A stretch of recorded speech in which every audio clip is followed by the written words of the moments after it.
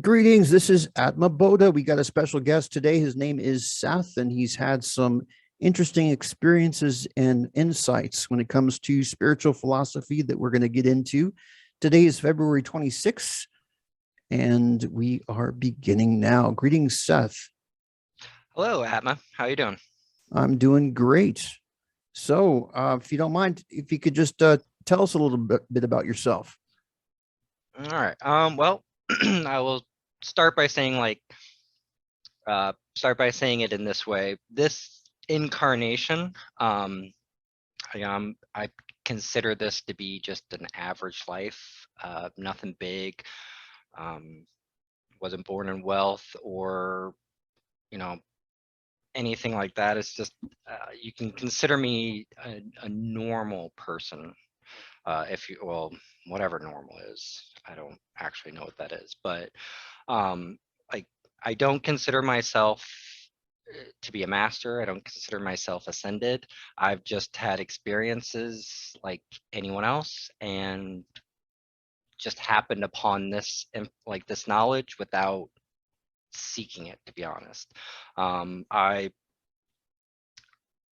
was raised Christian for the majority of my life, from birth up until about the age of 16, when I realized that Christianity, like the religion of Christianity, didn't really answer the spiritual questions that I had. I just didn't feel it. Like I couldn't get into it the way that the rest of my family does and still does even today. So then I set off on my own. I like stopped believing that there was a God, wasn't sure, so straddled the line of atheism, agnosticism, like a lot of people do on their spiritual journey, if from what I uh, witnessed, if you will. Um, but then things changed. Certain events happened. Well, we can go into those details if you want to know more about them. But essentially, I learned, put it this way, I learned more about who I am rather than, we'll say, the truth or whatever people put out there to try to Okay, convince other great. people. I mean, it's great Um, to have you on mhm. board here with the podcast, and yeah, this is going to be an interesting talk. Yeah, I hope it is. Yeah, and if you have any questions for me, you feel free. This is like just a conversation. It's not necessarily an Mhm. interview. I don't want you to feel put on the spot or anything like that. Well, that's something I'll have to struggle with, isn't it? Yeah, yeah, sure. But I know right now are in an interesting time with the Ukrainian conflict happening abroad. Do you have any comments on that? um, my personal view is that, like, I don't want to step on anybody's toes. I don't want anybody to get the wrong idea. But although I don't agree with war, although I wish war didn't seem necessary. It's not necessary, but it seems necessary from our finite point of view. Although I don't, I wish that it didn't seem that way. Like it, it's playing out. It is what it is. I mean, these are things that we need to deal with within ourselves, and before we deal with them within ourselves, that's not going to be reflected outside of ourselves. So, as bad as the war is, um, it's it's not. I don't want to use the word necessary evil, because it's Mhm. not. It's really not necessary in the long, like in the grand scheme of things. Like, Yeah, well, I yeah. personally am not an advocate for war. I would like to Hmm. see everybody all get along and Right. Peace find and nonviolent harmony. solutions Yep. to Yep. problems. But at the same And time, I don't want to be quick to demonize one side over the other and say, "Oh, the Russians are absolutely. evil," because Yeah. everybody has their own narrative and everybody will see themselves as a hero of their own story. So Well, the there's main just more character. than one Yeah. side, more than one Yeah. side to every tale. But yeah, Well, two sides to every coin. I mean, if you want to, I'll preface this by saying that don't don't take what you're told literally. That's the problem that a lot of humans face. I myself have faced that quite often throughout my life, is that we take, like, so when we say that everything has, like, every uh there are two sides to every coin, right? Well, people take that quite literally to mean that, there's a physical coin and you're flipping it and one side is good and one side Hmm. is evil. It's like it's all symbolic. Get away from the literal translation. Like, even our holy books, like the Bible and Quran and Torah and uh, Buddhist scripts and Hindu scripts and whatever, Greek mythology, Norse mythology. It's like everything's taken too literally. What's the symbolism behind it? Hmm. Well, I think it all Um, comes back down to experience and people's individual mhm. experiences.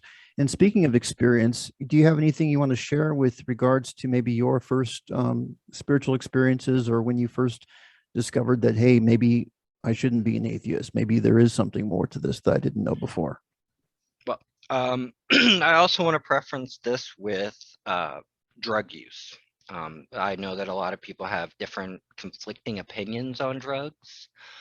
Um, some people think they're bad, some people think they're good, some people think they're too good, some people think they're too bad. I will say that it was it was necessary for this incarnation to experience that. So going back to when I was 16, I left the church because personal things that had happened in my life. Like, I felt like my mom was abandoning me. I had already lost my dad uh, years prior, actually at birth, because he left at birth and I never saw him, but lost him when I was 7. So I was essentially just swimming in this belief that nothing was good, that everything was bad. And growing up in the church, I couldn't, for some reason, this personality, this ego, couldn't let go enough to have any sort of spiritual experience within the church. Not to say that people don't. Like, I don't discredit those who have been in, like, who are in Christianity and then have experiences. Like, the religion that I was in, they believed in talking in tongues, the glossolalia, the, miracles, healings, whatever it is. Like, those things are, those things can happen. It isn't that those are, like, that they're wrong, or that those things don't exist and that they're making them up. They do.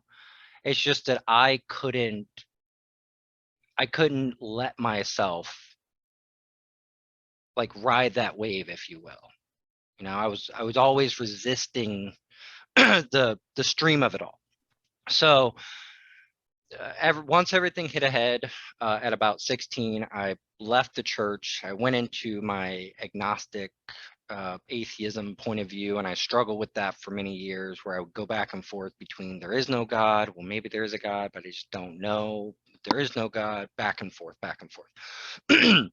Well, it all hit, like, it all from 16 to, I want to say, about 27 or 28, so about 11, 12 years, I struggled with that kind of agnostic atheism view.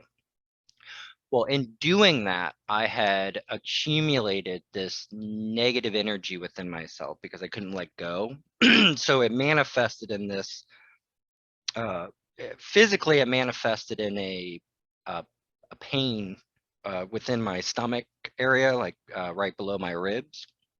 And so I didn't know what to do. I was experiencing these physical sensations, and mentally, I was going crazy. Mentally, I had no idea what was going on. I was trying to figure it out. I went to a doctor to try to see if they could do anything, and they said, well, physically you look fine. So that, to me, like, at the time, I was like, that can't be, that I know that I'm physically feeling something.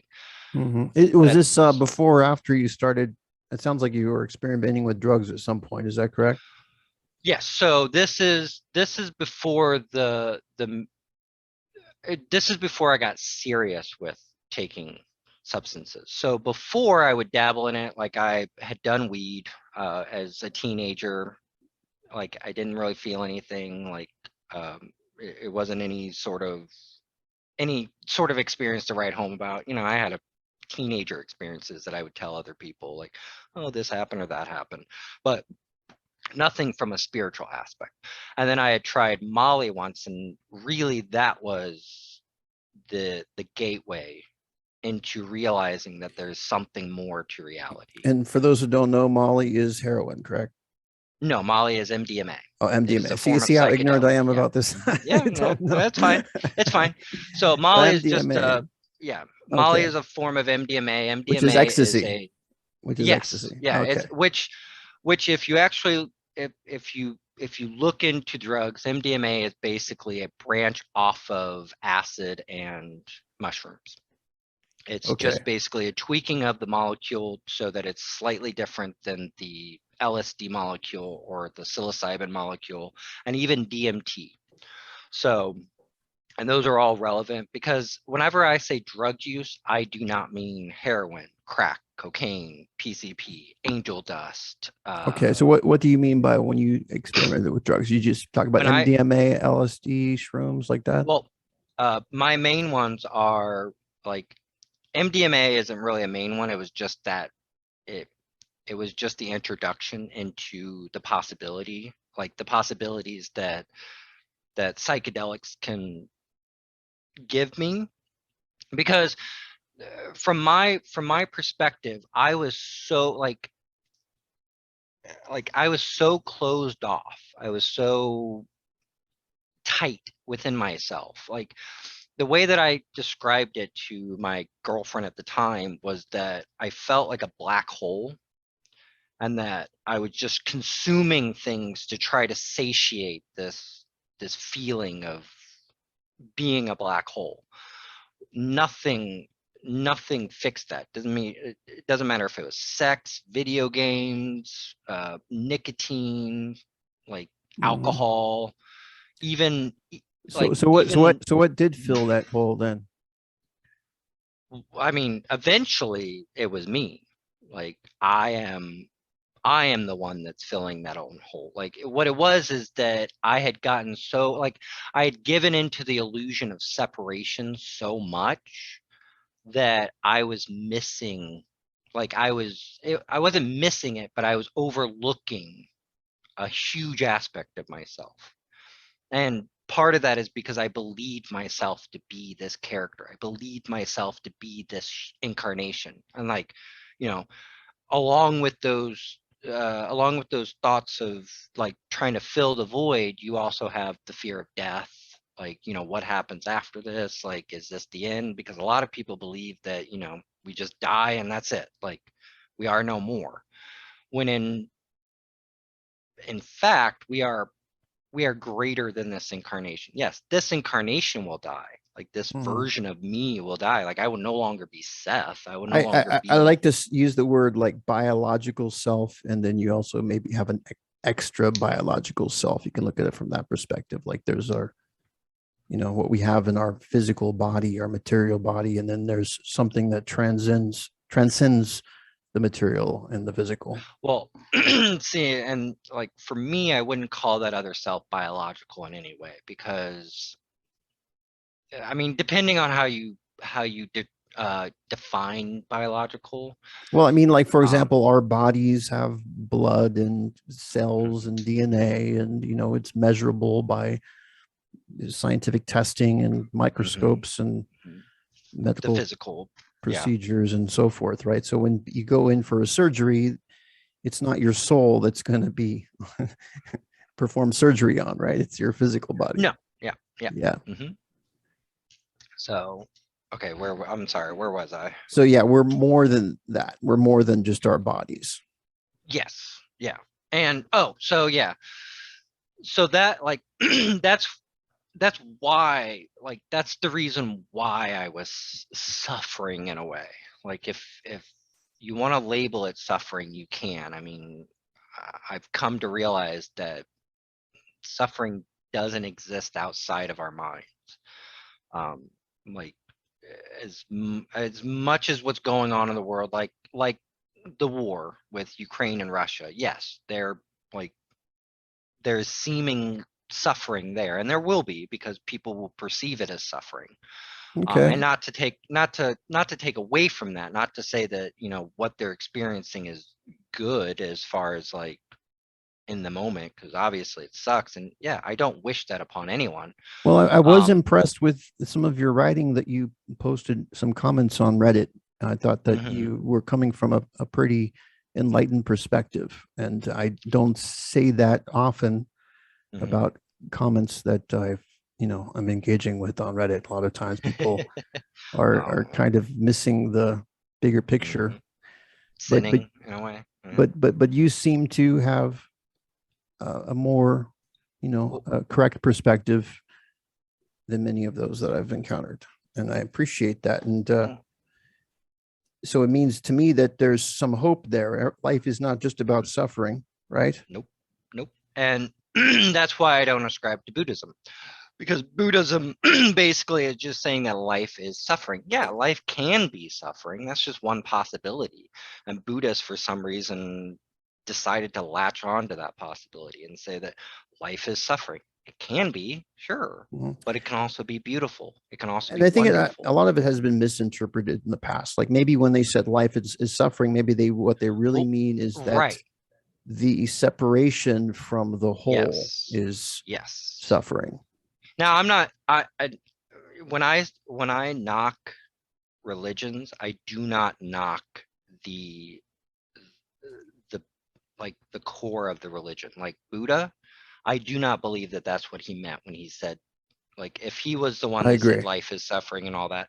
Like, my problem is that too many like too many people push their beliefs on what religions, like what Jesus, Buddha, Muhammad, like all these individual enlightened beings, ascended masters, whatever you want to label them, they try to push their own perspective or their own what's the word I'm looking for? Their own bias or whatever onto that person, but that doesn't Mhm. mean that that's what that person meant. Like, take the Bible for instance. Like, when you read the New Testament, a lot of people will argue, well, the Bible, like uh like Jesus said this or Jesus said that, and like then they go and refer to messages that were never said by Jesus. They were said by Paul or Luke or Mark or John or Yeah, I've mentioned any of that the other, too. Peter. But Right. that's something like my father is very born again Christian, and Hmm.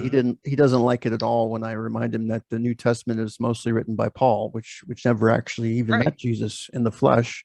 Right. So it's And regardless, like the thing is, like the fact that he's never met Jesus isn't the most important detail. The most mhm. important detail is that he's not Jesus, plain Yeah, and simple. Even if and he did, like, even if mhm. he spent, you know, the three I I years would with Jesus, I would love it if Jesus actually wrote the New Testament. That right, would be instead amazing. of instead of someone else writing it for him, right? Yeah, And exactly. so, like, That's like saying, oh, like who's the author of Harry Potter? That's like saying, well, I'm a real big fan of J.K. Rowling, and from what I remember, I'm going to create a whole new series about Harry Potter, and I want you to love it as much as J.K. Rowling. right. Well, it would be more like I'm gonna write a Harry Potter, and it's exactly what J.K. Rowling would have wrote. Is it though? Exactly. Because It's you're like not can't J.K. be. Rowling. Like, Yeah, yeah. J.K. Rowling might read that and be like, "No, this is bullshit. I never would have went that way. Like, I'd have never went that direction with the story." Like, that's Hmm. your own interpretation of it, and people don't understand that. People take those books literally, and that's what I had mentioned earlier in our conversation. I don't know if we were recording at that point, but like, don't take things literally. Like, it's symbolic. Like, Hmm. Well, get the this. way I look at it is all holy books are like the finger pointing at God as opposed to God Exactly. itself. It's like it can Exactly. help you to have a relationship with God. It can help you to Mhm. develop that direct connection. But when you get that direct connection, that's more important than words on a Right. page. Well, it like I try to give I this mean, analogy. experience always Mhm. trumps book knowledge is my point. Exactly. And I try to give this analogy, and not everybody gets it. But it's like when you're a child and your parents tell you not to touch a stove, not to touch like the fire on the stove, right? Hmm. They can tell you until they're blue in the face why you don't touch it. Like, And don't guess touch it what? because it's If that hot, it'll child burn you. actually touches the stove and burns himself, he's They not really know why they're not supposed to touch it, right? They exactly. they fully understand. Yeah, and then they're not Right. remembering that their parents told them not to touch themselves. What they're Right. remembering is the pain that they felt when they did. Well, the thing is that it eliminates the question of whether or not it eliminates the question of whether or not what you're told is true, because the Hmm. problem with somebody else telling you something is that you can immediately doubt it because you don't have an experience to fall back on to say, oh yeah, that's true, like I've had that experience. But once you have the experience, then you have something personal to fall back on to say, oh yeah, I touched the stove, it was hot, Hmm. not fucking doing that again. Or I am going to like become more aware of the stove. Like, I may interact with the stove, I may like Hmm. cook with it and do things with it, but I know to be aware enough not to get my hand close to it because I know that Okay. it will burn me. Well, let So me ask you a question. So, I mean, we mhm. talked a little bit about suffering, and obviously, your perspective is that life is not suffering.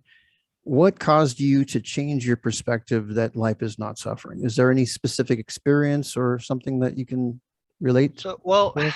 I wouldn't say it's, I mean, it is an experience, but as long as you can stretch your consciousness not to focus on the minute second. Like, when I say it was an experience, it stretched for about the last 5 to 6 years, I think. Like, that experience, the last 5 or 6 years as an experience is what changed me, was what allowed me to grow and expand and come to the realization that that life is not suffering. Because as I was saying earlier, like, for about 11 years or so, I lived in that suffering state where I just thought life was suffering. Was Like, there a I mean, at turning that point, point that yeah, that where the suffering well, ended and the new experience began for you? I wouldn't say that there is a defining singular moment that I could fall back on and say, this is exactly what happened, because everything is connected. Everything, like, it's the culmination of my experience that has given me that realization, not just, I mean, I can give you examples. I will give you examples. Like, I'll go through kind of a brief storyline of what I experienced. So 11 years or so through the suffering. Well, at that point, I basically had enough. Like, I wanted to find a way to end my seeming suffering. So like I said, I went to the doctor. I tried to, have them tell me what was wrong with me. They couldn't. She wanted to prescribe me antidepressants because, let's face it, when you're suffering, you get depressed. It's just part of Yeah, I have the some personal package, if you experience with that as well. When will. in my younger Right. days, I was on Hmm. antidepressants. I'm no longer Yeah. need those or anything anymore. I haven't done those Right. for many years, but yeah, Right. it's definitely was part of Mm, what I had done too. yep. And now I want to again do a little caveat, I guess. I am in no way saying that antidepressants are not useful for certain people. Like, just because this is why I don't think the details of an individual's life matter as much as the actual truth of it all. Like, the what it's trying to symbolize. People get too hung up, like, if you have a preference for drugs or you don't have a preference for drugs, that's fine. That's your own personal choice. But Mhm. just because you have one or the other does not mean that's like, so for me, like, I have a preference toward drugs because, or Okay, well, psychedelics. Well, let's not. let's go back to Mhm. that. So, I mean, you mentioned MDMA. What about with the experiences that you've had with these other ones? So, well, like I I really want to get people to understand, but um, Okay. so the MDMA was a one-time thing. I've actually never done MDMA again since then because let's face it, I just couldn't get a hold of it. Okay. Like I don't know people. Like I just happened, like it was one of those, I guess you can say synchronicity events where I just happened to meet up with a girl from my past who we had mutual feelings for, and now that we were older, things kind of came together. Well, we met. She was the one that gave me the MDMA. I went to a rave for the first time. Like I'm not that type of person, which even while on Hmm. MDMA, I was still reserved. Like that's just how I am on any kind of uh, like whether it's alcohol, drugs, whatever. Like I'm still very much aware of myself. So, but it was the gateway, like it was the eye opener experience that I needed in order to realize that life isn't what I thought it was because I had such a concrete vision of what life was. So went to the doctor. They told me that they couldn't help me. Didn't want to take antidepressants because I, for myself, I knew that that wasn't going to be the answer for me. That was just going to numb me. So I ended up finding mushrooms. Actually, it started with weed, but weed was more of just I guess a crutch. Hmm. Like it wasn't expanding my consciousness. It was more dulling me at the time. Okay, so you Um, basically feel like these shrooms helped you in some way. Is that correct? Oh, absolutely. Absolutely. Like there's no doubt that I am where I am today because of shrooms. Now, I view their consciousness as like a lot of people they they make these statements like why do you see shrooms as being your friend, or why do you see them as being conscious or whatever? Because it is consciousness. Everything is consciousness. So like I view mushrooms like the consciousness that is mushrooms, just like Earth has a consciousness, right? We call her Gaia, do we not? Hmm. Like we refer to Earth as Gaia. Well, Gaia is Earth's collective consciousness, like its overall consciousness.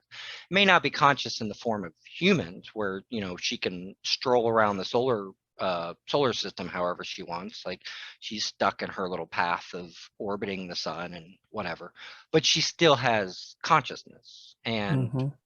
like that is like to me that is a fact. So for me, like without mushrooms, I would not be here where I am today. I might not even be here existing in this reality.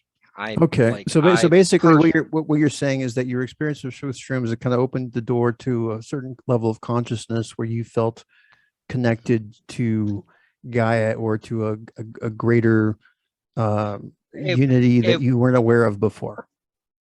well, so mine started out with like I don't talk to other entities. Like this is why I like like people will say that it's channeling. Like if I like you had mentioned that because I had told you that I don't claim the words that I wrote on Reddit that you read. Like I appreciate that you think they're beautiful, and I appreciate that they resonate with you, and like I Well, appreciate when all you that. say you didn't write it, I mean, are you claiming that it wasn't even your mind that wrote it, and you were just a witness to these words coming out of your body with no I volition and no inner volition, or are you saying that I you had a part of the cognitive process? from well, I mean, they it didn't come from this human. It didn't come from this individual I mean, like at for all. Like, example, there's different concepts. Like in channeling, you've got mm, an entity that takes over your body. There's also something called automatic writing, where people just let mhm, their hands just write things, and they're not even aware of what their right, hand is writing. It's right. like, Well, how and do you would so you put it? with a lot of those people, they will claim that it's somebody else doing the writing. I get no such thing. Like, I do not feel like this is another entity coming through me. Like, I don't feel like it's Jesus speaking through me. Now, the reason why I mention that is because I do like what's called the Christ letters. And that is supposed to be a channeling from Jesus' perspective, explaining the New Testament, like from Jesus's personal experience. And the lady that did it, she channeled what she believed was Jesus. I don't get that. I don't get, like, when I write things, when I have these moments, they do not, like, even like spirit guides. Spirit guides are real. Mine is out there. I have soulmates, soul family. I have all these things. They are out there. But my information does not come solely from them. They may help. They may, help push the energy towards me so that I can receive it. But it's coming from a higher me. It's got, like, every experience that I've ever had, like, I don't, like, whenever I take shrooms or like, one of the things that I'm curious about taking would be ayahuasca. Have you ever heard of ayahuasca? Yeah, the cactus. Oh, no, the No. ayahuasca. No, that's from the South America, the DMT Yes. with the different DMT with ways the of preparing. MAO inhibitor is what it is. Otherwise So known as the Daime ritual, I believe. Yeah, is part I've one way never to heard. do it. But well, all right. Well, just to give you So, well, my 2 cents on this a little bit is that, I mean, when I in my younger days, yeah, I did experiment with many of these psychedelics, but now okay. that I am older and more mature, and it's like I said, many years ago, and now that I've had uh, levels of experience that I didn't have before in terms of spirituality and bliss and unconditional love and so forth, I've come to the conclusion that no drug can come close to the Yeah, level you're absolutely right. of experience and pleasure that you can receive directly without the need of any of these You're pharmaceuticals. absolutely right. The goal of drugs is not to rely on them. The goal of drugs is, like, as much as I am pro, like, we say let's say psychedelics instead of drugs, because, again, Okay. when I think of drugs, I do not think of cocaine, hair, like all those, Hmm. like those like the ones that typically put you into a really negative path. Like, whenever I say drugs, I mean psychedelics and psychedelics only. Weed, Okay. All right. shrooms, LSD, MDMA. Like, even MDMA is iffy. Like, that's one that, now that I know more about it, I probably will never do MDMA again, because there's so many better options out there for you. Hmm. Um, Well, I mean, I personally I advocate for people to avoid any kind of drugs, even and do even well, avoid psychedelics unless you feel like that's really well, something that you must do. But I even then, I mean, when I so, was younger, well, I didn't have any other mhm. options, right? But I Well, think like, there's other that's the options. thing. We are so stuck in our illusion of separation that, Mm, for me, like for this individual, for this incarnation, I strongly feel that there was no other option for me. I do not think that I would have come to I would have gotten the information that I got without the aid of mhm. psychedelics. Like, And, psychedelics are not. and Mhm, this is something that's in part of some ancient cultures. I mean, in Native American Indians, you got mhm. peyote, and Peyote, again yep. in South America, South the America, you got ayahuasca. ayahuasca, and in And I India, think you in also have things. Yeah, so it is India part of was a what? culture. So I'm not saying that it's the right thing to do, but it Well, everything can be used by nature to help you to get to where you are going. You know. yeah. So, and it is. I mean, you cannot deny the fact that it's provided by nature. Like, mushrooms are natural. Weed is natural. Mm-hmm. LSD not so much, because that is manufactured, but it's based off the molecule of psilocybin. It's based off of the, like, so. And I've never Sure. experienced LSD personally, but a lot of people say they get really good experiences with it. Okay, so for you, it was just primarily that your one experience with MDMA and then shrooms. Anything else? True. Well, I tried dabbling in DMT. Now, DMT is interesting in the fact that, um, like, so the way that I see it is that there's a spectrum on everything, right? Life is a spectrum, right? Mm-hmm. I mean, Yes, yes. like you have good and bad as a spectrum. Like even though we separate good and bad, they're part of the same Well, as a spectrum. Like human, we see things in terms of black and white. duality, It's just like, yeah, it's duality. like the human Yeah, perspective. right. Yeah, go ahead.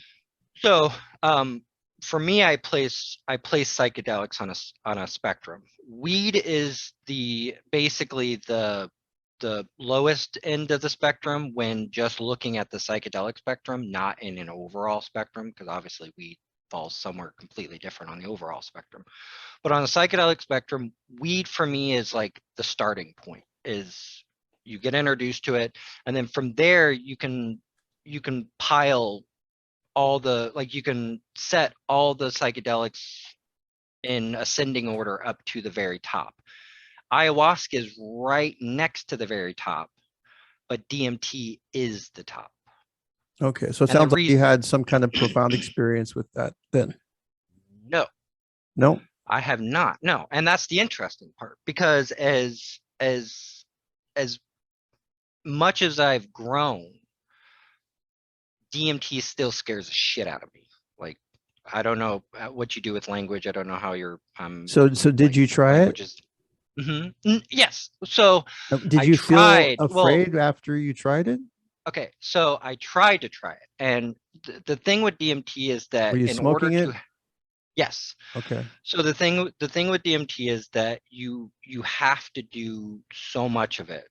Like you have to do a certain amount of it to have the actual breakthrough experience of DMT. And the way the DMT works is that if you do enough of it, you basically go to the most extreme psychedelic arena that you can go to. Like you can't go any further than that, or you basically will never come back. Like beyond that point is the infinite. And once you Mhm. go Well, beyond some that people point, compare it to dying.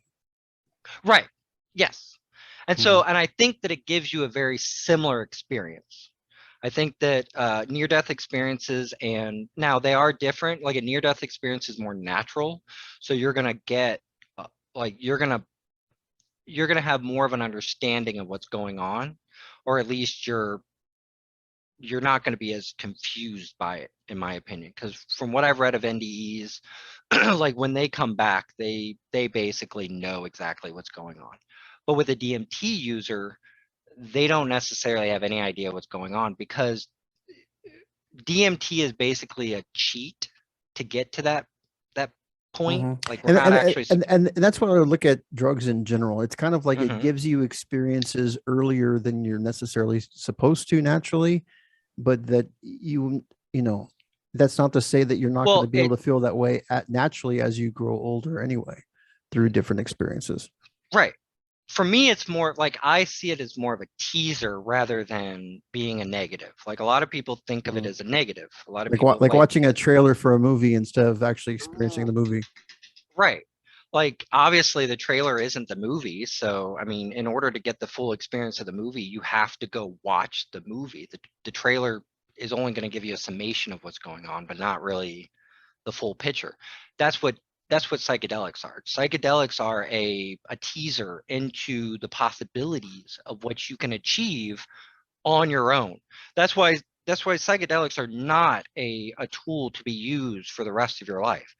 Like use them Mhm. until they're no longer needed, and then say goodbye to them like a good friend. Like Yeah. say thank them for the help, and then let them go. Oh, I do have one more comment to make on this topic, and that Mhm. is that from my experience, part of what makes psychedelics work is that it weakens your will a bit forcibly, and that it opens these doors in your perception by weakening your will. And the more you take of them, the more Well, so weak your will could be. you don't think that it's your overall will that you took them in the first place? Well, yeah, that's true. But let's say, for example, you can become more spacey. You can become more passive. You can become less. Well, There's some negative side effects that people can experience. And that's why I don't recommend them. But, maybe, there can be exceptions to that rule, but as for what I'm about, I generally advise people do not, try to avoid drugs when you can. Well, and that's great. I will say that I get triggered by those who are adamant against people using drugs, because from my perspective, they're just misunderstood. Mm-hmm. And well, I it mean, isn't that I don't people, argue that, but I guess where the danger could come in too, though, is with kids, Oh, no. Absolutely. You like, nobody should take them until they are of a certain age. Like, as much suffering as teenagers go through, and I know they do because I went through that same suffering. Mm-hmm. I am grateful that I did not get into mushrooms before the age that I did. Like, like in a way, I was meant to take the shrooms. Like, I was meant to do exactly, like, I don't, like, some people might look back on their life and be like, man, I wish I would have never done that. I wish I would have never, like, or I wish I didn't have to do this, or I wish that life would have been different. Life would have been this way or that way, or if I wouldn't have done Mm-hmm. this in my entire life. Like, you can't think that way, because your life happens exactly the way that it's supposed to be, and not Absolutely. by any, And not by what? any, Go ahead. Go ahead. well, not by any divine plan outside of yourself. You as a soul set this up yourself. Like me, like my soul intended for my life to play out exactly the way that it was supposed to play out. Well, Maybe it had. well, I was going to add is that one thing in defense of psychedelics is that they Mhm. are not physically addictive, and that's very, Right. They very are meant. important. Well, and that's the thing, though. They are mentally addictive. Absolutely. Like, there's no doubt that they can become mentally addictive, because, like, that's something that I struggle with, is addiction. And it's one of the lessons, I guess you can say, that I wanted to learn how to overcome, Mm-hmm. because once I do, I will feel so much greater, so much more expanded, so much bigger, so much, like, once I give up the addictive part of the personality, stop attaching to it, stop saying that I am an addictive person, rather than just realizing that I chose to be addicted. Like, I chose to experience addiction, if you will. Okay. Well, I Because mean, I I hear what you're saying, and I think as adults, we should, adults should be allowed to make decisions for yes, themselves and their absolutely. own bodies. And Absolutely. I don't think it's the government's job Yeah, necessarily well, to the war on drugs is something completely different, isn't it? I mean, it's one thing to advise, I don't necessarily think that drugs are healthy, but I'm not saying that as an adult, you should be limited to what you decide to do with your own body. Absolutely. Right. So that's an important Absolutely. distinction from what I Well, stand for.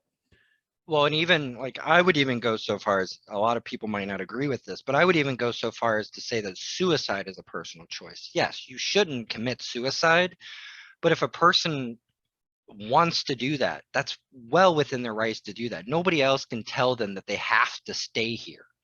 Like, it's not like you can't force anybody to do anything. So don't, like, Well, I let think it's them. disrespectful to your body if you do that. I think it's Well, sure, disrespectful. no. Yeah. Like, but it's on Mm. a personal, like, that person, like we said, that person has to experience that moment. That person, like, if that soul wanted to come here to experience suicide, wanted to experience that experience, like, you as an Mm. outsider, you as a seeming outsider, have Okay. Well, no say in what they can I do. hear what you're But saying, and people have freedom. But if somebody comes up to me and says, "Well, I'm thinking about committing suicide," I'm going to try to talk that person out of it. Okay, well, I'm not going to well, say, "Oh, go for it, man. It's your body, your choice. no, Go jump off that bridge." no. It's like, no, I'm not going to do that. Well, no, what it is, though, is that you have to accept that ultimately it is their choice. So even if you talk to them, so what I'm Mhm. saying is that even if you talk to them and you say, well, there's so much more to live for, or you have this option, or before you do that, try this, try Well, that, try there whatever. is a grand plan, right? So as Right, humans, we right. do have the capability to inspire and influence people Yes. and people's lives, and we should But be responsible with that my power. my point is, though, is that say that you do everything in your power to try to convince them not to do it, and they still end up doing it. Do not take the blame for their choices. Well, I Do agree. not say that, well, We if shouldn't if take the only I would blame. have done this, or if Yeah, only I would yeah. have, like a lot of people do that. And that's the problem. I don't Because think they're people should live in guilt. I don't think people should right, choose to blame right. themselves for everything. And However, so, it's good to take responsibility for your own actions. I'm not saying yes, that. It's like there's a balance. absolutely. But Absolutely. But if but somebody does end up doing that, if somebody ends up taking that path, that's their choice. Like, just like I have if I wanted to do that, I can do that. Nobody else can stop me. Like, nobody else has uh, a a say in what I do or don't do. Now, if I like, even in a situation where, like, say that somebody attempts to do it and then they get caught, or whatever, and they get put into a psych ward, or they get put into jail, or whatever crazy stupid uh punishments are for people who try to commit suicide. It's so weird. But even if, like, say they do that, like, that was still meant for them. Like, their soul did not want them to actually experience suicide. It wanted them to experience the consequences of attempting it, to okay. show them, because again, like, Well, I mean, in the same, I agree. I mean, everything that we experience should be regarded as necessary experience that has led us to a certain point. it, And you might well, say it's, that suffering is possibly also necessary, because without yeah, suffering, then how would we even know not to want suffering? So it's like everything right. can serve Well, us a purpose. But by the way, it's been about 45 minutes now of this podcast. You haven't asked, I don't think you've asked me any questions yet. So if you have any questions you want to ask me, you are free to do that too. Well, see, I'm not. This is something that I personally struggle with. Like I was telling you, I'm trying to get my people skills up. Because the way that I see it is that this is your podcast. I'm assuming that everybody in here knows quite a bit about you and your take on things, if you will. Is that a correct assumption, or? Well, I mean, it depends, right? I mean, actually, the Mhm. subscriber count is not the hugest at the moment. So who Sure. No, no, knows? no. That This again. could be the first podcast for many people when they, come on board.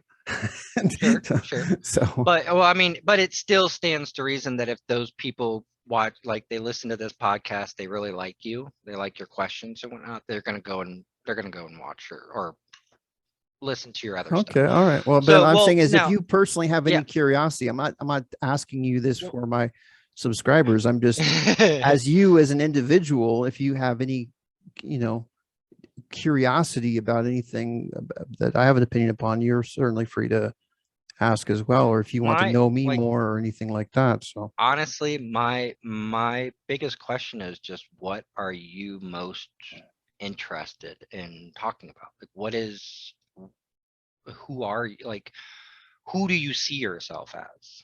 well, that's a great question. And what I'm about is truth and love. That's basically the everything.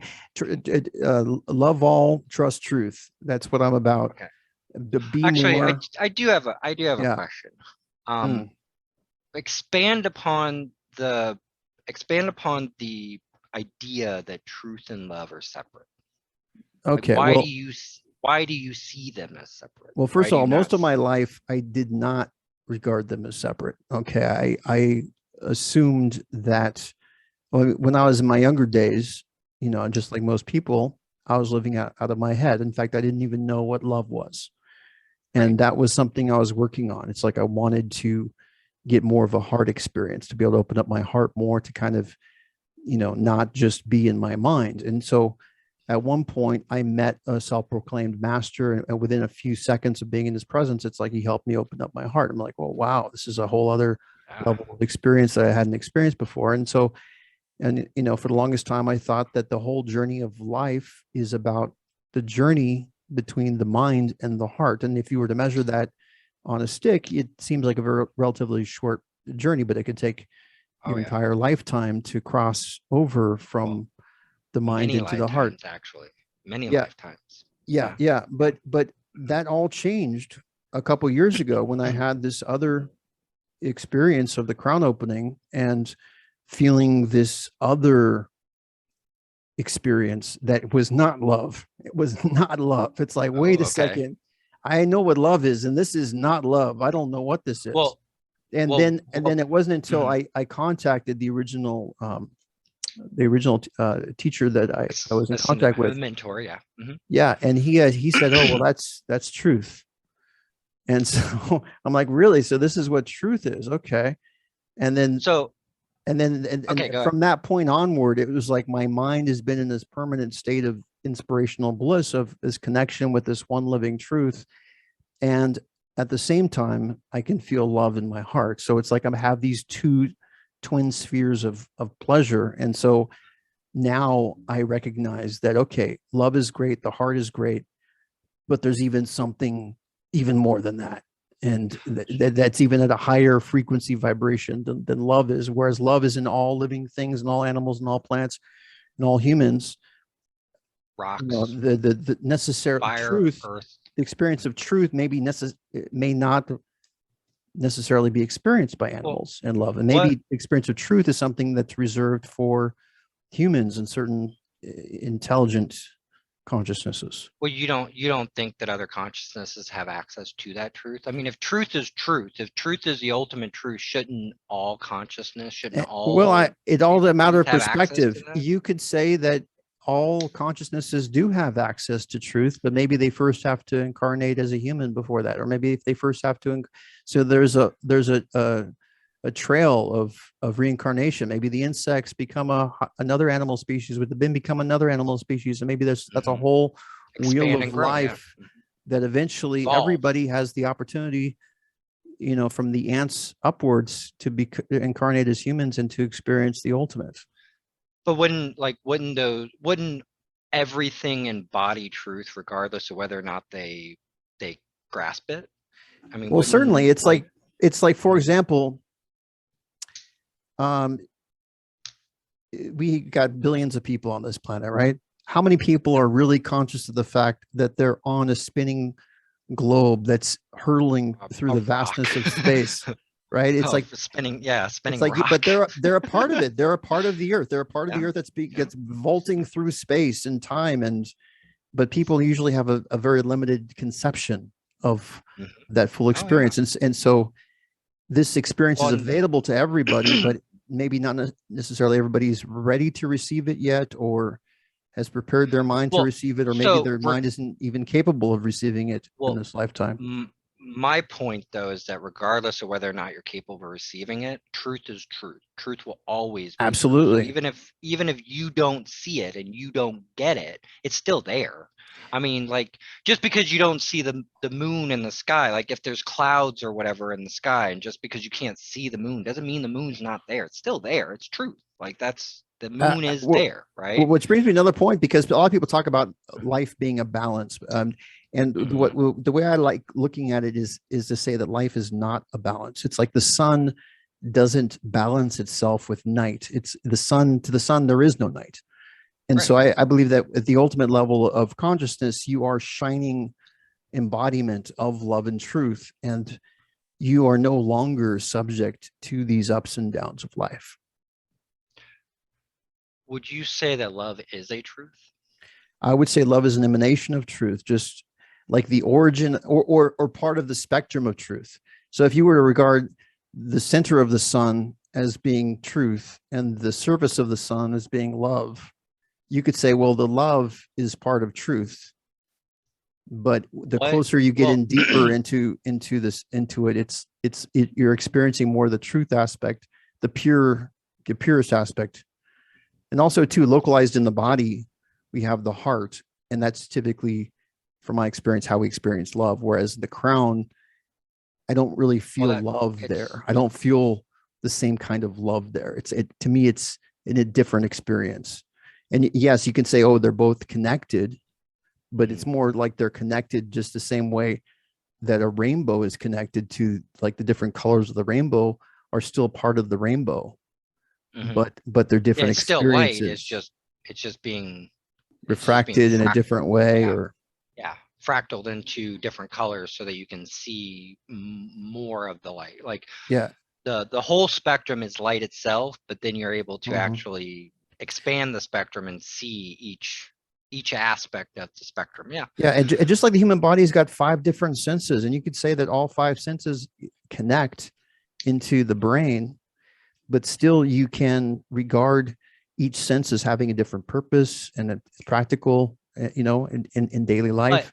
And the same mhm. thing can be true of coming from the experience of truth versus coming from the experience of love. It's like just because they do meet and are connected at some place, that doesn't mean that they can't be valuable to experience them separately as well. So I have two questions. That one would be, what was the experience of truth that you had? And Okay. then the other one would, like, what was that experience that when you went to the mentor, he said, oh, that was truth. And then the other one is, what is your definition of unconditional love? Okay. Well, unconditional. All right. Well, let's take one at a time. Unconditional Okay. love, in my opinion, is another word for that is agape. Agape, which is a biblical term for unconditional love, is just basically the purest form of love. It's without attachment. It's actually the natural state of being. It's like that's how everybody, that should be the natural day-to-day experience. That's what it should be. That's the Well, it's ideal, except we've been become corrupted with misidentification of who we think we are, and we've well, lost that we experience. And you might say that as a child we are maybe more connected with what unconditional love is, and then as we grow older, the minds get conditioned and we forget what that feeling is about. okay. So that would be unconditional love. Like, I don't know if you've been around small children, Oh but yeah, yeah. I have nieces that I'm with that yeah, but I mean, have to. they have this spontaneity, this ever never ending optimism, this Well, life, awe of they don't have life. biases. They don't have biases. They don't have preconceived idea. Like, they don't have they come Mhm. in with preconceived ideas, but they're sole preconceived ideas. Like, So, I their mean, like the Bible, it says that insecurities. we should be like children to enter the kingdom of heaven, and that just simply Right. means that we should try to have a similar mindset. And that's not to say that we should be naive or anything like that. We can No. still, Uh-uh. retain our, you know, sense of discernment, but that's an ideal that I think that's Yeah. important. But all right, so that answered that portion of the question. I'll get into the experience of truth. Yeah. So what was that exact experience of truth that when, like, I mean, go into whatever detail you want with it. Well, all I did at that point, and keep in mind, wasn't my first rodeo in terms of doing a meditation. Oh, no, no. Yeah. I've had experiences in the past, but this specific moment, I guess the time was right. I just decided, okay, darn it, I'm going to get to this next level. Yeah. It's time for me to get to the next level. That's basically what was my attitude, and I just focused on my breath and kept a erect posture. I wasn't even sitting on the ground; I was just sitting on a normal chair and just did some breath work and focused my mind to a pinpoint. And I noticed a tingling at the top of my scalp, which then turned into like a trickle of like this heavenly, blissful nectar dripping down from above on the top of Yeah. my scalp, is what it felt like, and got hot oil or something. And then it just turned into a waterfall. It just became pouring, and my whole mind just became immersed in this Downpour. Yeah. ecstatic bliss that was just mind blowing, Yeah. euphoric. There's so many ways to it's indescribable, really. But let's put it this way: I've had experiences in my younger days with these various intoxicants and Hmm. pharmaceuticals and what have you, and this blows away any Right. um, drug dealer Well, purchased thing. Yeah. well, and from my opinion, that's because there's a sense of accomplishment of, like, because when you take the drug, you still have in the back of your head, this is just a drug. I'm only experiencing this because I've taken a drug. But when you have that experience outside of taking anything, like, or having the experience, um, without having to take something outside of yourself, you realize that this is not a drug. Like, I mean, I hear where you're coming how do from, I, but I yeah. mean, rationally, that's not the type of things that I'm thinking in that particular moment, because it's just more like, Well, no, oh no, wow, what you're, is this? This is amazing. well, It's kind of a sense of awe, you're and a right. sense, Well, yeah. you're not thinking it because you never took a drug. Like, you didn't take the drug, so therefore you don't have the thought of, well, this is just the drug that's doing it. This is just like, you can't think those things because there's nothing happened. Like, some people would probably be like, well, I was like, you have to look at everybody's, like, because a lot of people have had the same experiences, but they push it aside. They try to make excuses for why it happened. Mhm. Drug users are the easiest ones because they can just blame it on the drug, and that's what a lot of people do. Like, a lot of people will The say, difference well, between I drugs only, too is it's temporary, right? But the point right, with, though, is with this experience, and what was different from other experiences I had in the past, was that this experience didn't end. It's like it's stayed with me. In fact, even right. to this day, my mind is always in bliss. I never experience fear. I never Mhm. experience doubt. I never experience anxiety. It's like my mind is bulletproof in terms of metaphorically. It's like no one can interrupt my headspace. Yes, It's like it's always in bliss. right. Yeah. But and you can experience that exact same thing on psychedelics, but Well, I wouldn't say you haven't. exact same thing, because that's I have. well, it's one I thing. This personally, exact is a well, very specific scientific term. So you can experience something similar, but to say well, something is exact, I mean, sure. everybody is unique. Everybody is an individual. So Well, what I mean is that you can experience the exact same thing, not somebody else, not me. Like, I may not, like, for me, I like what I mean by, like, for mm, my experience is that the experiences that I've had on psychedelics, I can experience those exact same things not taking psychedelics. Am I at that point? No. Because if I okay. were, then I wouldn't need anything. Like, the Well, problem is that what I can I share with in my personal experience, Mhm, because I've sampled these various psychedelics in the past, mhm. and I've never Yeah, had an experience as amazing as this sure, through other sure. means. And So, now, once I have the experience myself, I will view it the same way. Slightly different in the fact that I will realize that the psychedelics that I took is what helped lead me to that overall greater experience. Like, without having tasted the nectar, if you will, from the psychedelic experiences, because the mm, first time that I had ever felt love for myself, like true, deep, unconditional love for myself, I was on weed. Like, okay. I've never experienced that feeling sober, ever. Hmm. And all of a sudden, I got like I smoked weed one night, and this was after I had done, like, again, before, whenever I would smoke weed, it was a dull. It dulled me. It basically suppressed all of my problems, which then made the issues worse. It's why, like, the physical sensation was getting worse and worse and worse, because I was just suppressing those feelings. But once I opened myself up and was able to experience what psychedelics were able to offer me, whenever I went back to the weed at a later time, I was then able to instead of closing myself off and suppressing them, I opened myself up completely. And I, for the first time in my entire 28 to 30 years, I think at that point I was like 31, no, 33, 32. It happened 2 years ago.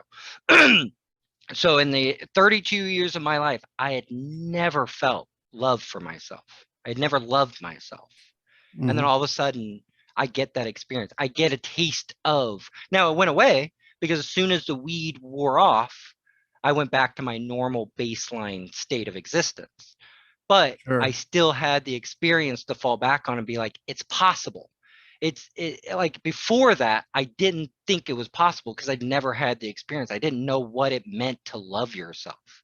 But then once I had the experience and weed showed me the experience, it was like, yes, this is what it feels like to love yourself. Work on that. That is what your goal is to get to that point without the need for for anything out, without the seeming need for anything outside of yourself. Uh, So at uh, some point, mhm. mhm, I agree. I mean, obviously the goal is to be able to get there without right. unassisted. But anyway, I answered you some of your questions. Did I satisfy your questions? Well, yeah, as far as like your opinion and viewpoint, absolutely. Okay, but just to add to what I Mhm, said there in terms of the other thing I'm about is a philosophy, the ultimate mhm, philosophy, because I am of the opinion that if you prepare your mind by having certain concepts ingrained that are more in harmony with universal truth, absolute truth, that in turn can help mhm, to accelerate the process and prepare your mind to receive greater experiences without sure, the use of yeah. drugs. That just Mhm, by having a philosophy that's more in harmony with the universe, that can happen without drugs. And so that's what I'm trying to do. It's like replace psychedelics with a book that could even philosophy, give you yeah. a philosophy that can give Well, you even yeah, it can give and you a better experience possibly. and in my opinion, they are one and the same. Like it doesn't matter. It doesn't matter if you use psychedelics or a book, or like if you use the Bible or you use Eckhart Tolle or Alan Watts or Buddha, Mahatma Gandhi or whatever, whoever the big person is that everybody tends to go off of. Like they are like even psychedelics are the finger pointing to the truth. They are not the truth. Just like with Mm-hmm. the Bible is not the truth. It is a finger pointing to the truth. It is trying to get you like it is trying to point the way and guide you to the truth. Well, Absolutely. psychedelics are no different. And by the way, it's already been more than an hour of the podcast. And I usually try to keep it shorter than this. So I was thinking maybe we could try to wrap things up. And if you Sure, have any sure. final points or questions that you want to get across before we end things. Mm. Let's see, this is where I'm not a great podcaster because like there's so much that like I could literally talk about this forever, and there's no way to like essentially if I had to leave with a point, I guess it would be like don't take what anyone is saying as ultimate truth because no one finite individual consciousness can understand infinity. Well, So, I hear what you're saying, but isn't that a limitation to say that it's not possible? Who's to know? Why limit the well, possibilities?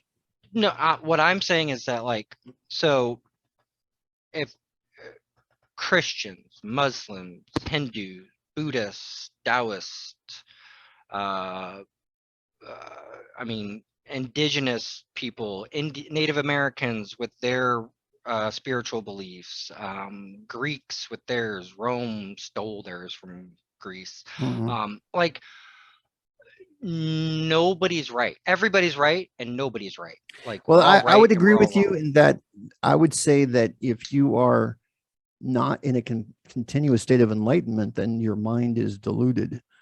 Well, if And you're that's in a not to be insulting to anybody. That's just a characteristic of human nature. Everybody's mind is going to have imperfections. I mean, there's nobody with a perfect mind. well, And if you do have some kind of yet, level of perfect mind, it's because you are connected with something greater than your human yes, you are. nature. Well, that's and I'm not disputing that. Like you are connected to infinite source. You are connected to the infinite. The problem is that we try to limit the infinite by labeling it, by classifying it, by saying this is right, that's wrong. This is a truth, that's not the truth. It's like ultimate truth doesn't need to be like it doesn't need to be defended. It's true. Like regardless of whether or not you see the moon is there. You Mhm. can't like I'm not gonna argue with somebody who's telling me like looking out on a cloudy night and say the moon's not there. Where's the So, moon? It's not or there the anymore. earth is I'm not gonna flat. argue with you. The earth is Right, right, flat. exactly. You can't Exactly. prove it wrong.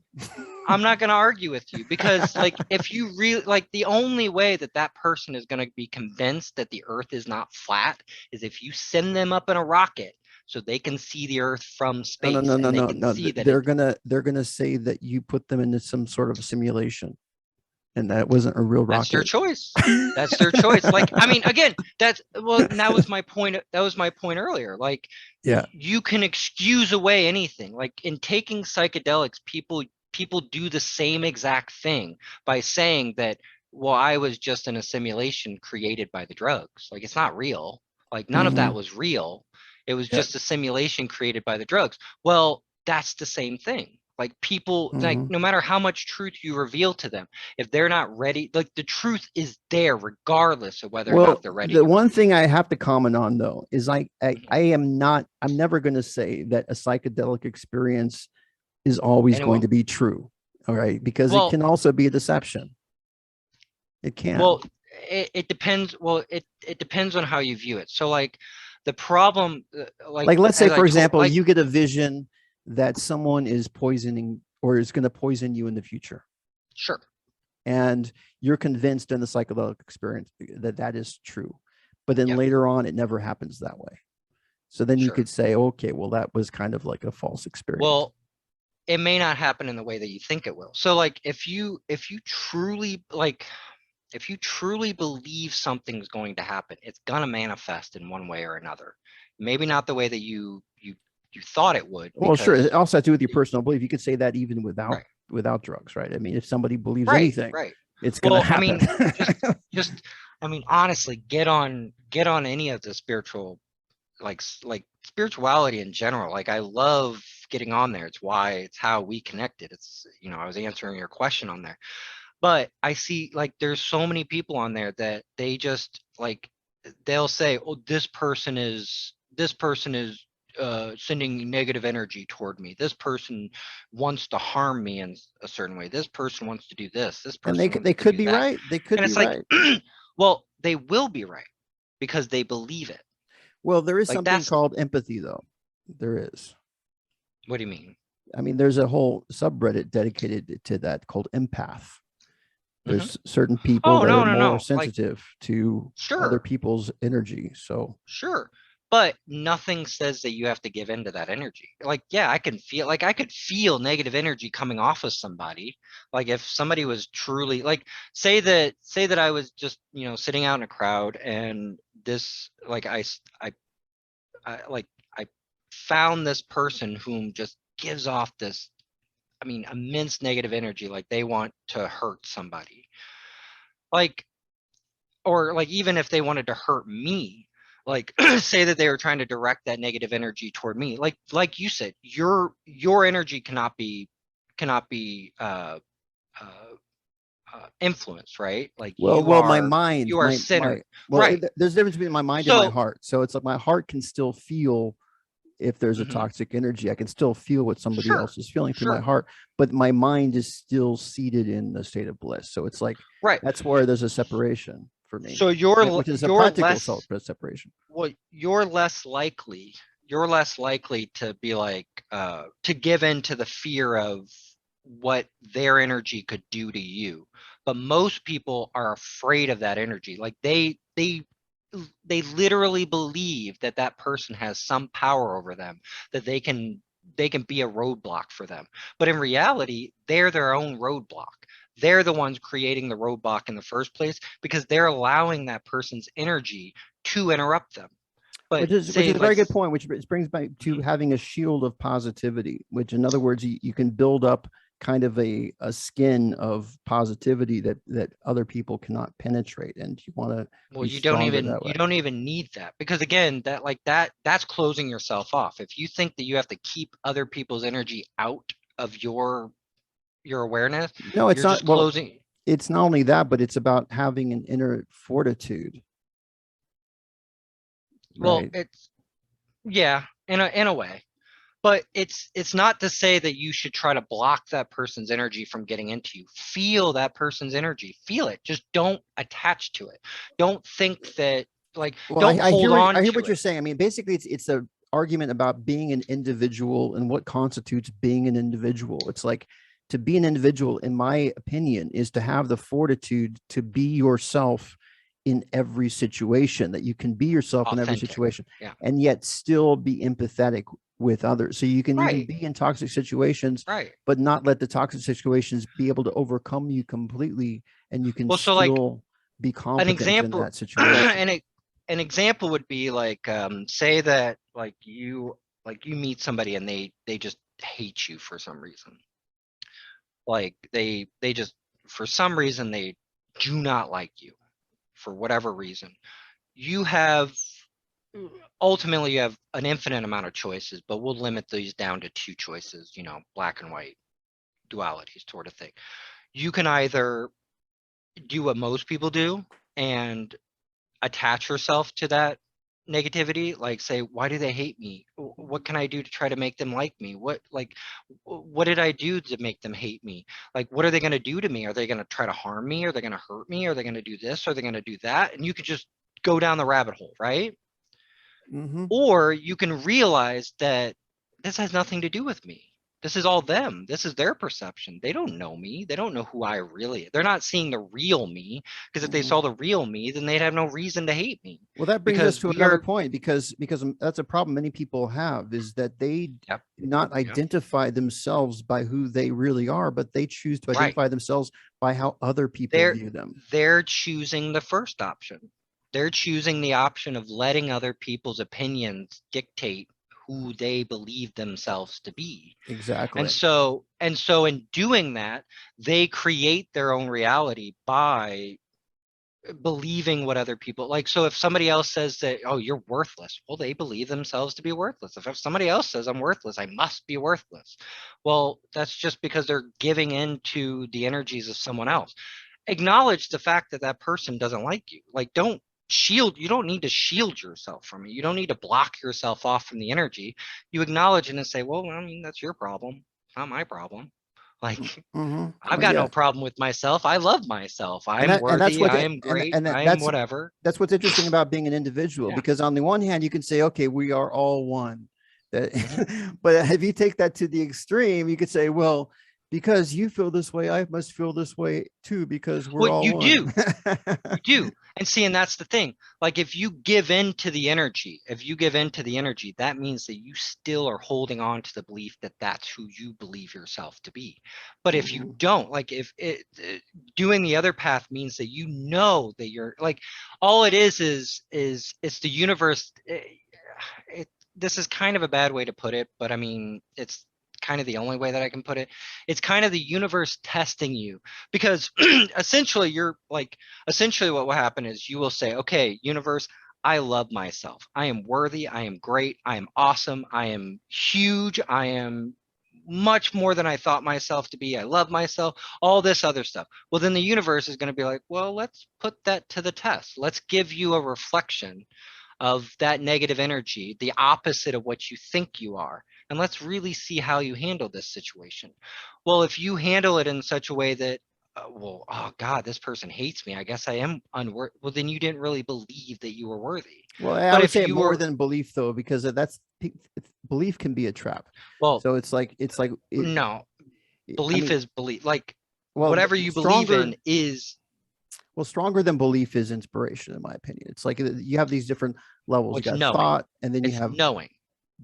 well, Like the strong, like it's the same thing. Knowing is the ultimate, like, because belief transitions into knowing. Knowing is basically like, it doesn't matter what anybody else says. I know that I'm worthy. I that's an interesting know that I concept. I am. mean, maybe we can put knowing above belief, but I would still put inspiration above knowing, because inspiration is more than an idea, it's an experience. It's the experience of truth.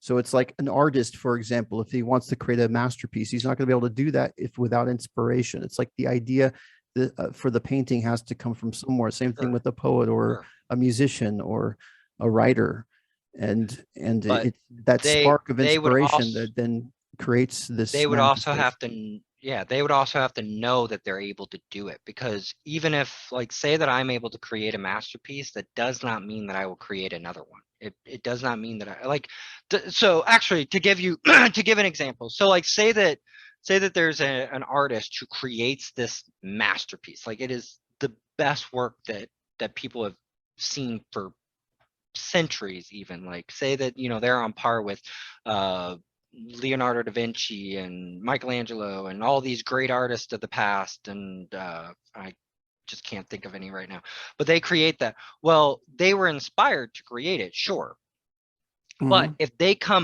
come out of that experience not knowing that they are able to do that again, they will never create another masterpiece in their entire life. They will go through the rest of their life believing that they are only able to create one masterpiece Well, sure. I because they acknowledge didn't that you can be know they could both, create right? another. Yeah, I acknowledge that Yeah. it's not just inspiration. There's a purpose for every aspect of human nature. So, Yeah.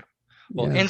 inspiration is just getting the truth and being able to do something with it. Knowing is the ability to actually do whatever the inspiration is, because I Well, can get inspiration all the time. I well, get well, inspiration about everything, well, I but I have mean, well, no. something that inspiration can do, though, also is it can help to formulate new beliefs and to overwrite old beliefs that you Yes. recognize as as being long as long inferior. as you're as long as you accept the experience, as long as you allow yourself to go through the experience without getting in your own way. Because again, like I could be inspired to do something, like say that I'm inspired to create a masterpiece. If I keep thinking during that time, am I really able to do this? Like is like Yeah, well, you need will confidence. this You turn need to out believe in okay? yourself. Yeah, Well, certainly. you need a knowing that you're able to do it. Like believing you can do it is like, that's why I say it's a step below knowing, because once you know that you can do something, nothing stands in your way.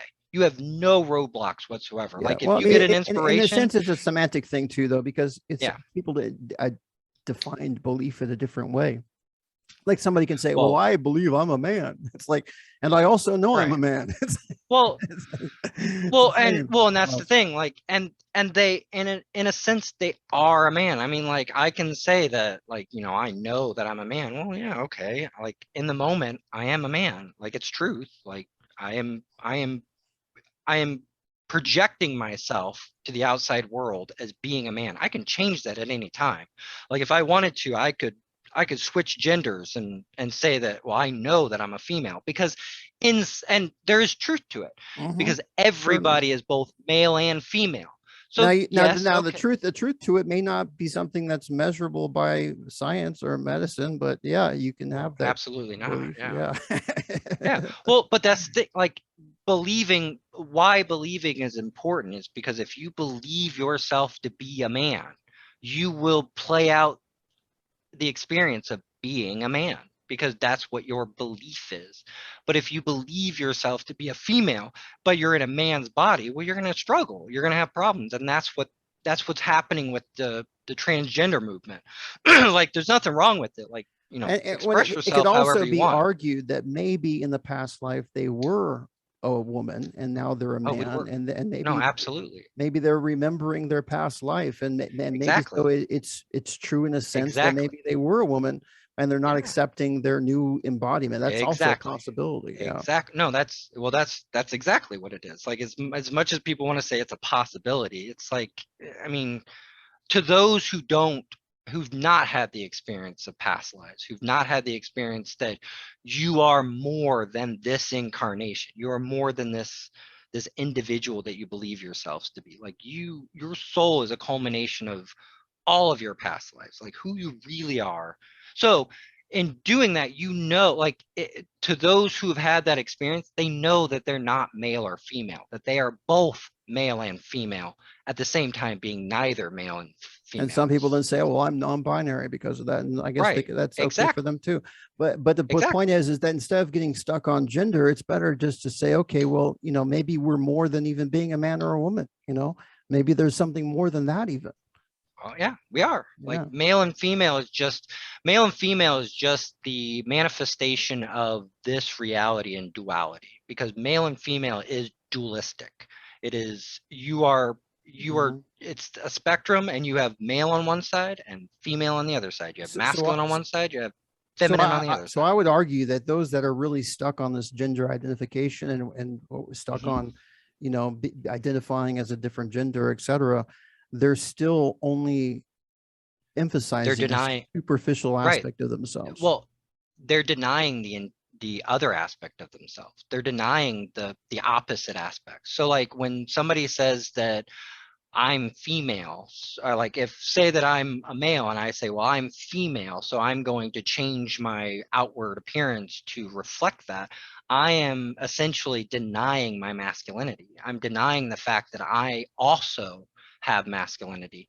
The femininity is basically like I have an imbalance in myself, and the femininity has more sway over what I believe myself to be. But once they balance, like essentially everybody, even the people that have switched their genders at some point in their existence, they're going to come to the realization that they're neither male nor female. Like they just had a strong feminine or masculine Oh, oh, urge, so yeah, they okay, thought great. they need. If I could change the subject for a second, Sure, let's just do sure, one sure, last question here before we close off. sure. What would you say, from your understanding and experience, what would you say the meaning of life would be? To grow, to evolve. So, is there an end goal in sight in that, or is it just a continuous? No, it's infinite. Like So, we will always grow. Like even like so everything is cyclical. Everything goes in cycles, right? mhm. The earth revolves around the sun, like it completes a cycle, starts anew, completes a cycle, starts anew. We call that a year. And then we count those years. So even like no matter how far you stretch your consciousness and say, well, this is the end, it will never be the end. It will only be the end of that story. It'll only be the end of that experience. And then once that ends, then we start anew. Life and death is an example, a smaller version of this. So like people believe that we have this one life, but what they don't realize is that after this life, we're going to come into an entirely new life, and we're going to live an entirely new set of conditions and scenarios and experiences so that we can grow and evolve. Well, once we're done with this paradigm of duality, once we're done learning everything that we can about duality, we then go and learn about something completely different. We start anew. We incarnate and like even if everything goes back to source and everything becomes one again, it's just going to start all over again. It's going to like the way that they say it is that it's in octaves. Like so how you have piano keys, Mm. you have A through F or whatever the piano notes are. And then once you complete that octave, you go up to the next octave. Now you have, it's the same notes per se, but just in a higher octave.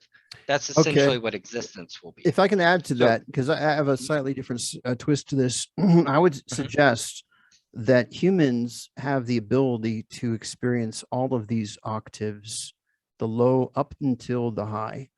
humans do not. Humans do not. Well, Our souls do. Our consciousness does. okay, Because okay. again, All right, you can define human. it. Well, I mean, while residing in a Well, human like, body, I know well, we you're are not our like, bodies. I recognize that we are not our yeah. bodies, but part of the human experience, if you were to take it to things to Well, the next level, I would mhm. suggest that there is a goal in a sense, in that it is to be complete and to experience that oneness Yes. with the universe, to Right. experience that harmony, to Yes. be able to shine consistently every day and experience love and truth all the time, or at least to be so have the fortitude to experience that regardless of But whatever don't you think you're situation. going to get bored of that eventually? Well, no, Don't you? because does the sun get bored of shining? It's like that's just who Yeah, it it is. does. It's No, natural. it does. What do you Well, think? Why do you think stars explode? Why do you think stars end their life and become something new? They be well, like, maybe you have to after a realize that, very long right? time, if you get Time is an bored illusion. with this, Time is an it, illusion. you can repeat the cycle if you want to. Sure, I mean You freedom, won't repeat this. Well, like or so, but you that's the thing. can. You don't repeat the cycle because our sun is not the same sun as it used to be. Our sun used to be a completely different sun, Okay, well, along with the Earth. all right. I Mhm. rephrase that and not repeat the cycle the exact same way, but because each individual is unique, Start anew, of course, right? but each individual Well, has a unique experience. th- In fact, each two humans can never be the same, right? So yep. even identical Yep. twins Even have Are not differences. exactly the same. Yeah. Yeah. So, um, so I would like, again, I would suggest that the goal would be to be polarized to the positive, to experience these greater states of consciousness of What love about, and but truth. what about those experiences outside of polarity? Like the problem is that since we are in a polarized universe, it's hard for us to see anything outside of that. But now Well, stretch here's your where it gets consciousness. a bit controversial, because I suggest that negativity is limited and positivity is unlimited. And so that if you really want to be more, you have to polarize yourself to the positive. You can't, Well, you, it's more so that negativity and positivity aren't, like, negativity isn't limited and positivity isn't unlimited. It's that reality is unlimited. Positivity and negativity are just spectrums on the scale, like points on the spectrum. sure, they're points of the Yeah. spectrum, but just as the universe is expanding, I understand that the ultimate consciousness is also in a state of expansion. Well, And yeah. that the ultimate, when you experience it, it is not a negative experience, it's a positive experience. I cannot conceive of the ultimate as being a negative So experience, because I experience here's it a as something question. that is great and it is amazing and it is beautiful. It's Mhm. not ugly, it's not bad, it's something No, that's good that to right. experience. Ultimately, it will be something good because consciousness itself is like, it's not that it's good or bad, it just is. And it's like that is where Well, in the Bible it says, un there's certain things in the Bible I agree with, but one of the things it does say is that God is good, and Mhm. or God is great, and I Yeah. have no reason to disagree with that. No. The problem though is that it still has the duality aspect to it, and God is above duality. God is not, like, duality does not, it's just one aspect of God. So like Well, you can have an entirely different universe, like a multiverse situation where you have an entirely different universe that is not based upon polarity. It's not based upon duality. It's not mhm. based upon good and bad or light and dark. It can be completely, it can be essentially, it can be anything. And that's where you have to get yourself outside of this paradigm of polarity Well, and here's how ascend. I'll address that, because a master told me that, Michael, happiness is not enlightenment, and I agree with that, because if you're happy, that doesn't mean that you're enlightened. But Not necessarily, yeah. I would equate that, though, to say that just like water has different stages of for example, you could say warm water is not the same as hot water, which is not the same as boiling water, Spectrum. which is not the same as But steam, but still you could say it's still all it's water. still all one. And Yeah. that even though happiness may just be a warmth, and which then could turn to Mhm. sadness, which might be a coolness, Cold, yeah. yeah, that does not mean to say that happiness isn't a step in the direction of enlightenment, and sadness is not a Well, step away eh, from enlightenment. eh, well, it's not though. That's the thing. Like nothing is separate from enlightenment is realizing that everything is one, and that there is no difference between good and evil. There is no Well, difference I would between light and suggest, dark. and I say this repeatedly on my podcast, but I would suggest that the ultimate is the best of everything. It's the best that's in all things. So if there's anything good about sadness, then if that is going to also exist on the ultimate level. It's like the ultimate level that you're not sacrificing anything. It's all about adding. Right. And so Right. whatever makes life wonderful and beautiful, and or even what makes life not wonderful, what makes life hellish, It's you know, still beautiful. Like it's still wonderful. It's still beautiful because the end result, like, because nothing lasts forever. Like that's the problem that we get into, is that we well, believe that nothing those situations. material lasts forever, but I wouldn't put those No, same nothing. constraints on the ultimate. I would say the ultimate could be Well, it's immortal, that it ever, could be, that it could never even, yep, the potentially die. immortal, but, and it may not ever die, but it's still never, it still doesn't stay the same, because Well, like it our depends experience are a on how we testament to that. perceive it. From the perspective of the human, it never stays the same. But who's to know from the perspective of the ultimate that it's not the same? Because Sure. on the Yeah. very, very deepest, who knows? That potentiality is so amazing that the whole of creation can never fully express how amazing it is. Well, and for me, I feel like not saying the same is like it's something that the ultimate has embraced, if you will, because that is a human problem, is that we like habits, we like routine, we like things as much as we can help it to stay the same, right? We get comfortable, we get in our little bubbles, and we try to stay there as much as possible. When things change that, like the death of a family member or a breakup or losing a job or something like that, we freak out. Like that's like, you might not, because again, you say you're in a state where nothing affects you. So um like for most people, for everyday individuals, like especially when I was younger, and even still now, I still struggle with it. When something changes, it like it it rocks the boat, if you will. It causes me to look at the situation and to try to assess what's going on.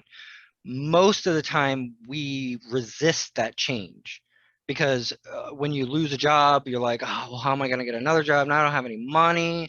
I can't pay my rent. I can't pay my bills. I can't do this. I can't do that. Instead of just accepting the fact that, oh, okay, well, I was meant to not have this job, let's go look for another job. Maybe the next job will be the best job in the world. I don't Now, know. some great salesmen like Ziglar would say that there are no Hmm. such thing as mistakes, only learning Hmm. experiences.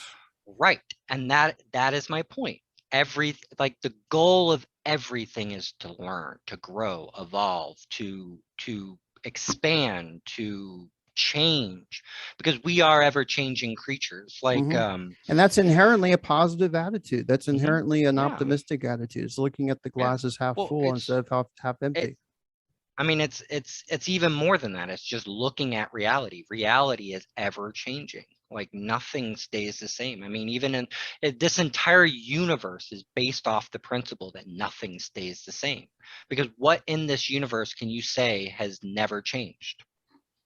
Well, from Has certainly always from a stayed the same. scientific perspective, you can't really make an argument that life is not changing, because they conclude that the universe is expanding, and Right. even in geology, Right. there's changes That that occur. So, that but is a universal truth. Like a universal truth is that everything is changing, because you like anything that stays stagnant dies. well, I would Because agree that it's a universal truth from a physical perspective. But from who's to say even that beyond physical, in the even heavenly beyond, realm, in the heavenly realms, I'm oh, not you're going. ever changing. Because Well, like in the heavenly realms, well, in the heavenly realms, you have control over your physical appearance. So you can at will project anything from your not physical appearance, because you're not technically physical, although you can give yourself the feeling of being physical, but you know deep down that you're not actually physical. You can change yourself to be whatever you want it to be. So like when you're like so one of the reasons why I've never had experiences with other entities is because those other entities would present themselves in a way that would scare me. Or like, and it's not them. They're not doing it. They're just projecting what I would see.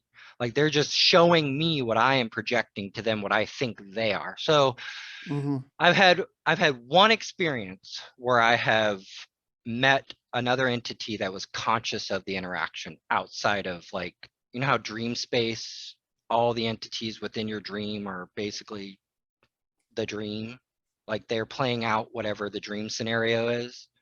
Okay. Like you couldn't have a conversation with a dream character and about like the existence of the universe, because the dream itself, the dream world that they are in, does not account for that. Like they're just playing the role of whatever their dream is. I've had one experience where I was outside of that. where it was not a dream. It was like more of an astral projection or an out of body experience. Mm. And like at the time, I was entirely freaked out by it because they presented to me with my grandma's face, but it was this distorted, sort of like overly exaggerated, cartoony, and they had this wry smile on their face, like they knew what was happening. Like I didn't understand what was happening, but they knew that this was all just a game. But at Hmm. the time, I was entirely freaked out. So like when the scenario progressed, and I'll start out by saying that whenever this started, they started out as a light coming into the room, and then as that light got closer, they came into appearance. Like they Were you manifested under into. the influence of any psychedelic at this point? Nope, nope. This Okay. was me just this was me doing a meditation, or at least trying to do a meditation. I'm not very disciplined in that aspect, which is why I chose drugs, because I lack discipline immensely.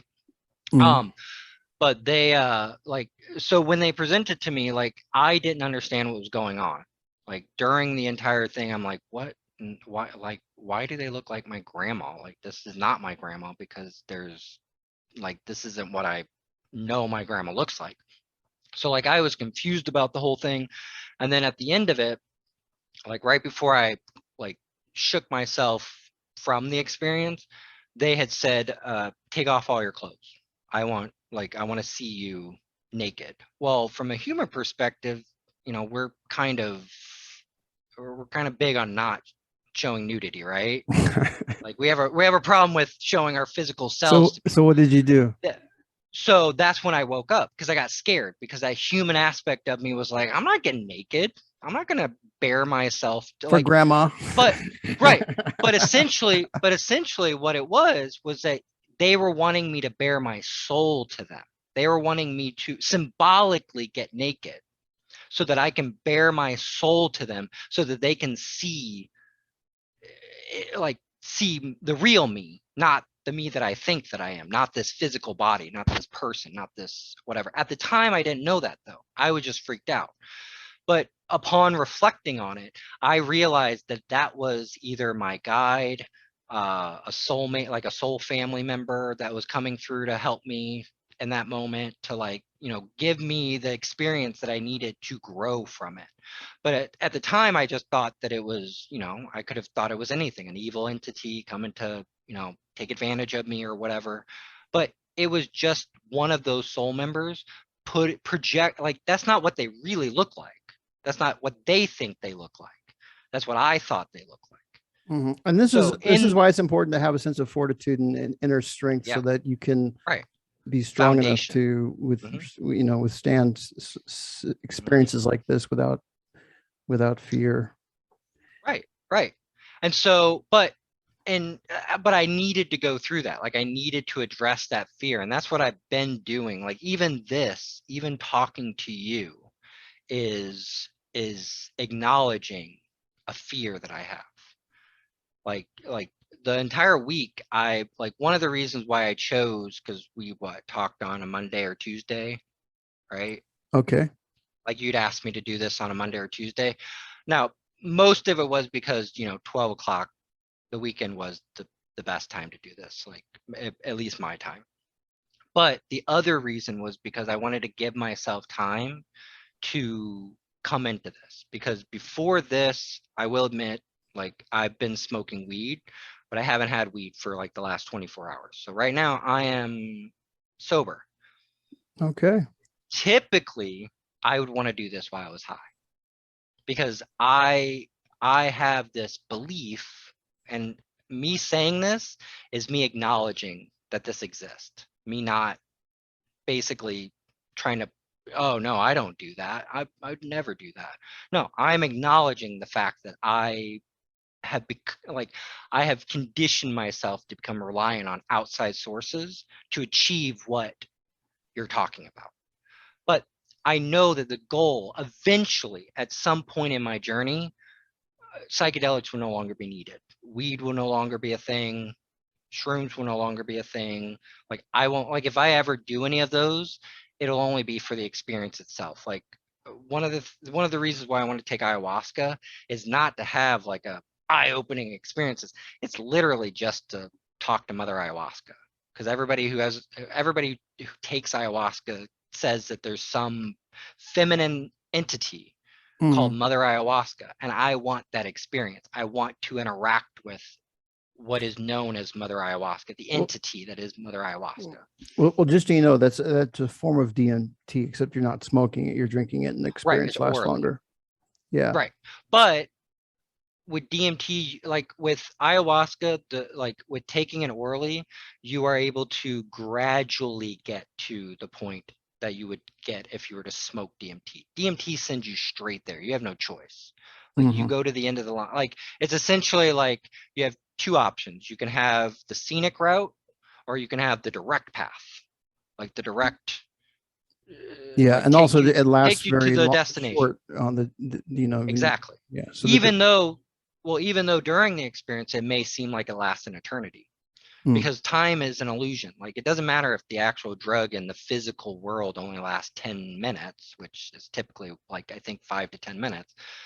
That doesn't matter because time is an illusion. So while you're in the experience, you could live out an entire lifetime or millions of lifetimes. I think there are some people that they said that whatever their experiences was, it felt like an eternity to them.